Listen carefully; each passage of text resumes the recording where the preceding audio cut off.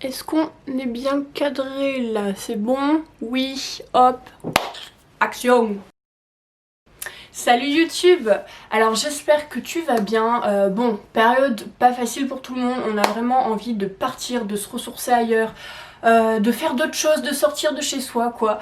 Et moi vraiment là j'ai la période nostalgique de mon année Erasmus, j'aimerais vraiment repartir à Dublin où j'ai passé mon année Erasmus en Irlande l'année dernière d'ailleurs.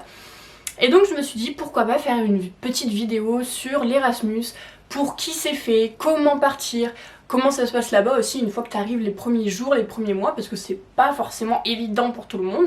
Donc même si de prime abord je me suis dit que tout le monde pourrait partir, tout le monde devrait partir et tout le monde est capable de partir à l'étranger, loin de sa famille, loin de ses amis, loin de tout le monde, et de vivre cette merveilleuse aventure, je me suis dit que bon, on pouvait quand même aller un peu plus loin et qu'on allait un peu creuser tout ça. Donc c'est parti. Donc premièrement, pour qui c'est fait selon moi? Donc j'ai demandé à certaines personnes qui sont parties en Erasmus avec moi l'année dernière, donc j'avais quelques idées, mais bon, pour faire quelque chose de vraiment complet, je leur ai demandé, selon toi, quel profil de personne peut partir en Erasmus, parce que comme je l'ai dit, pour moi tout le monde pourrait partir, mais je me suis dit que ça pourrait être bien de vous donner des petits repères comme ça. Bien sûr ce n'est pas définitif, c'est pas parce que tu rentres pas dans ces caractéristiques là que ça y est c'est fini, pas du tout. Mais bon, je vais te donner mes petits conseils et ceux de mes potes aussi du coup. Donc le premier point, ce serait pour moi de ne pas avoir peur d'être seule. Parce que bah forcément, j'ai envie de te dire, tu vas arriver dans un pays que tu ne connais pas ou peu, peut-être que tu y es déjà allé en vacances ou quoi, mais tu vas forcément avoir des moments où tu vas être seule, où tu vas te sentir un peu perdu, loin de tes proches, loin de ton environnement familial, loin de ton environnement tout court, ce que tu connais, donc forcément tu as des moments de solitude, surtout au début où tu connais pas forcément grand monde, et il faut pas forcément avoir peur d'être seule. Après je sais que c'est facile à dire mais plus compliqué à faire, mais franchement si c'est ça qui te bloque, t'inquiète pas, parce que franchement moi j'avais pas forcément peur de la solitude, mais forcément il y a des moments qui sont un peu plus compliqués que d'autres au début comme je l'ai dit, et ça t'en apprend beaucoup sur toi-même, donc franchement faut pas que ce soit ça qui te bloque non plus.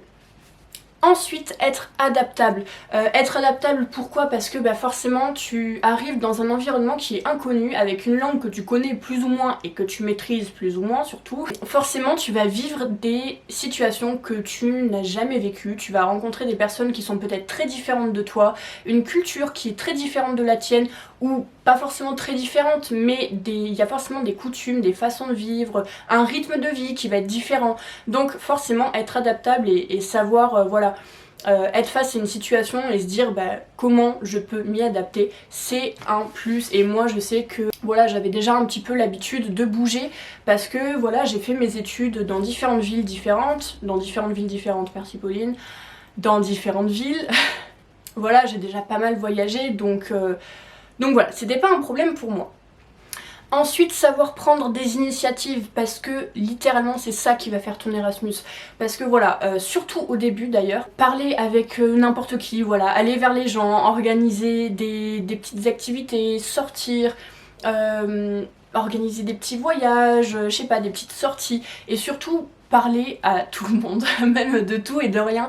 C'est sûr, faut savoir être seul, mais le but de l'Erasmus c'est pas d'être seul dans un pays, c'est de rencontrer des gens, donc il va falloir les rencontrer les gens, et donc se bouger le popotin et sortir de sa zone de confort en allant vers les gens, même si de prime abord c'est pas forcément facile parce que bah y a la barrière de la langue, et même si tu maîtrises un petit peu la langue, moi en l'occurrence c'était l'anglais, ben voilà, t'as pas forcément ultra confiance, tu te dis bon, je suis pas forcément sûre de ce que je vais dire, mais franchement, on s'en fout parce que plus tu vas prendre d'initiative, plus ton année va être riche.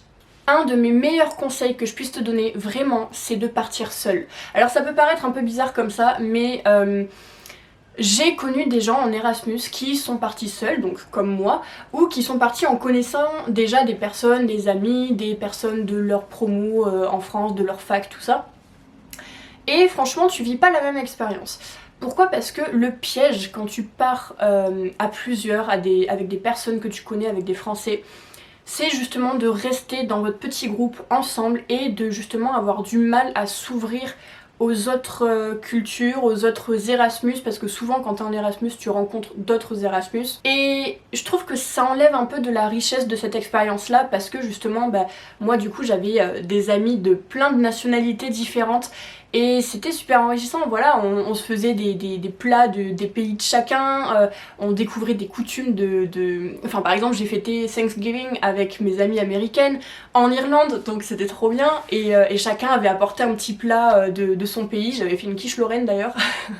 Moi je suis partie seule, je savais qu'il y avait une personne de mon université qui partait aussi, donc finalement on s'est retrouvés, mais si tu veux j'avais des potes français dans mon groupe, mais pas que, donc quand on était tous ensemble on parlait anglais.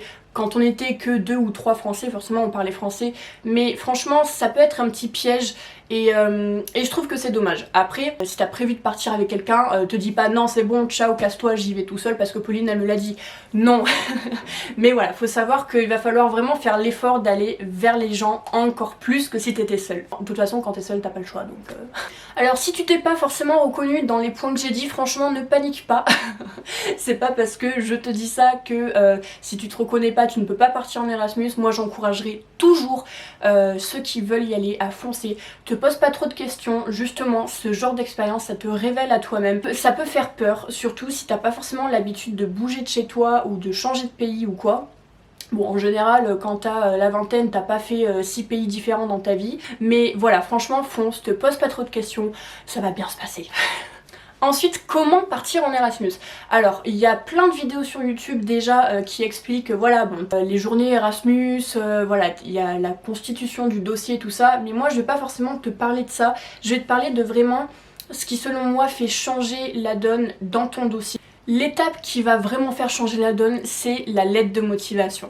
Pourquoi? Parce que c'est vraiment le moment où ça peut faire basculer ton dossier et ça peut être ça qui va faire que tu vas être choisi ou non. Bien sûr, ça entre dans plein de critères différents, le fait que tu sois choisi, mais par exemple, grâce à ta lettre de motivation, tu vas peut-être pouvoir être choisi par rapport à une personne qui a peut-être des meilleures notes que toi.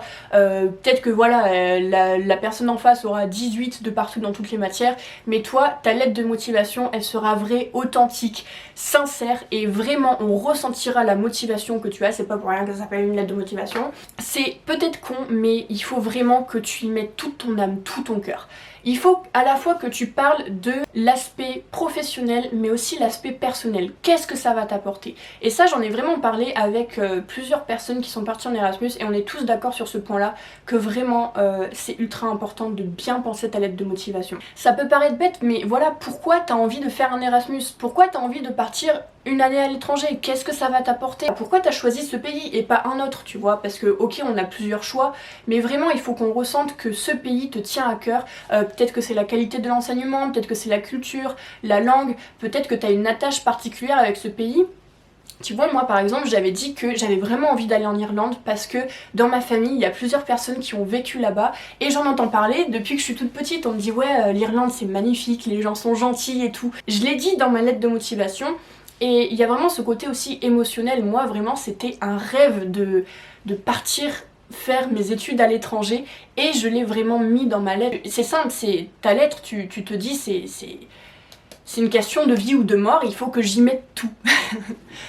Aussi se renseigner sur la culture avant de partir, je pense que ça peut être vraiment intéressant parce que tu vas apprendre avant même d'y être certaines choses qui vont pouvoir t'aider une fois que tu y seras. Donc renseigne-toi, que ce soit sur des forums, sur des blogs, sur des pages Facebook, il y a des groupes justement Facebook dédiés à ça. Sur YouTube, il y a pas mal de vidéos justement sur les expériences Erasmus selon tel ou tel pays. Moi j'en ai fait une sur l'Irlande, si ça t'intéresse, je la mettrai dans la barre d'infos. Mais voilà, franchement ça peut être pas mal parce que ça va te donner une petite idée, un petit aperçu de qu'est-ce que va être ton année. Et enfin, la question que je me posais pas mal et que pas mal se pose aussi, 6 mois ou 1 an? En gros, un semestre ou l'année complète, sachant que c'est pas vraiment 6 mois parce qu'un semestre c'est plus 4 mois que 6, qu'on se le dise. Mais c'est vrai que j'en parlais avec une abonnée sur Insta qui m'a posé cette question là et pour moi c'est clair, si tu peux, vas-y 1 an.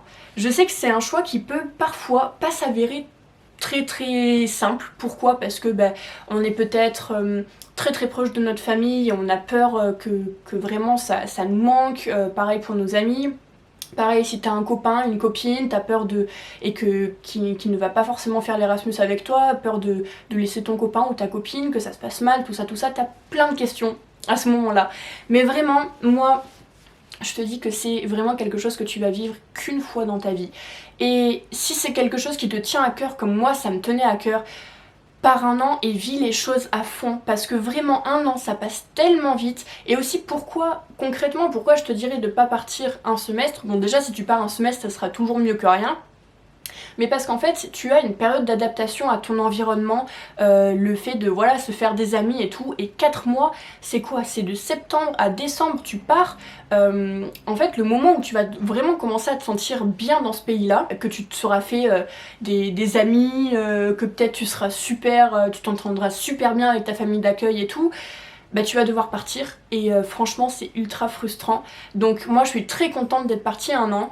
Même si c'était pas un choix facile, franchement je regrette pas du tout et je t'encourage vraiment à partir un an, à sauter le pas, parce qu'une fois que tu y es, t'as juste pas envie que ça s'arrête. Et du coup, pendant les premiers temps, comment ça se passe? Et quels sont mes conseils pour survivre au j'arrive dans un pays, je sais pas comment faire, à l'aide? Alors c'est simple, au début, tu dis oui à tout. Pas qu'au début d'ailleurs, mais surtout au début, tu dis oui à tout, même si il fait froid dehors, il fait chaud dehors, t'as la flemme, t'es fatigué. Franchement, dis oui à tout, parce que c'est ça qui va faire la richesse de ton année, c'est ce que tu vas vivre, c'est les personnes que tu vas rencontrer, c'est les expériences, tous les trucs un petit peu fous qui va t'arriver, que vraiment c'est ça qui va faire que ton année va être super et qui va te faire aussi tes souvenirs. Donc pourquoi c'est d'autant plus important au début? C'est parce que c'est là que tu vas rencontrer les personnes avec qui tu vas passer ton année. Moi, mes amis avec qui j'ai passé toute mon année Erasmus, je les ai rencontrés en septembre, octobre, vraiment les premières semaines de cours. Donc dès que je sais qu'il y a beaucoup de choses, par exemple à ma fac à Dublin, à UCD, ils organisaient énormément de petits événements pour les Erasmus, ils faisaient par exemple des pub crawls, c'est comment on dit ça, des tournées des bars là. Des tourner des bars je crois en fait.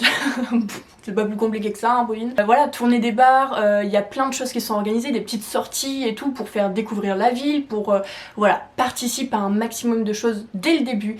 Et franchement, te dis pas que t'as le temps de faire des choses parce que ça passe trop vite, vas-y, fais le maximum de choses. Aussi parfois va falloir gérer les coups de blues et ça c'est pas cool, mais en vrai, peut-être que les premières semaines, voire les premiers mois sont pas forcément très simples tout le temps. Bon, je dis pas que c'est une horreur vraiment à vivre, mais il y a certains moments où tu vas avoir un peu plus de coups de mou, j'ai envie de te dire, comme dans la vie de tous les jours, mais bon, ça peut être un peu plus amplifié parce que...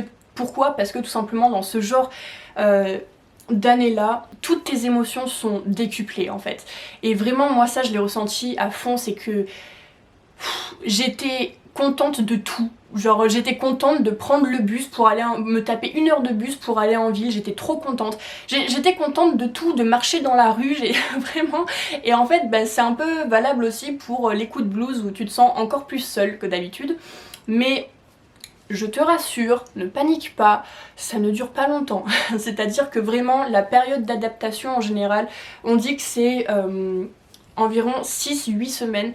C'est-à-dire que même au niveau des cours, c'est normal qu'au début tu te sentes largué, t'arrives en amphi où il y a 500 personnes, le prof il te parle dans mon cas anglais avec un accent irlandais, tu comprends rien, tu comprends que dalle, t'es en mode est-ce que c'est la même langue qu'on m'a apprise en CE2? Ça dure pas, persévère, continue, donc t'inquiète pas, tu prends une grande inspiration, tu respires et ça ira mieux.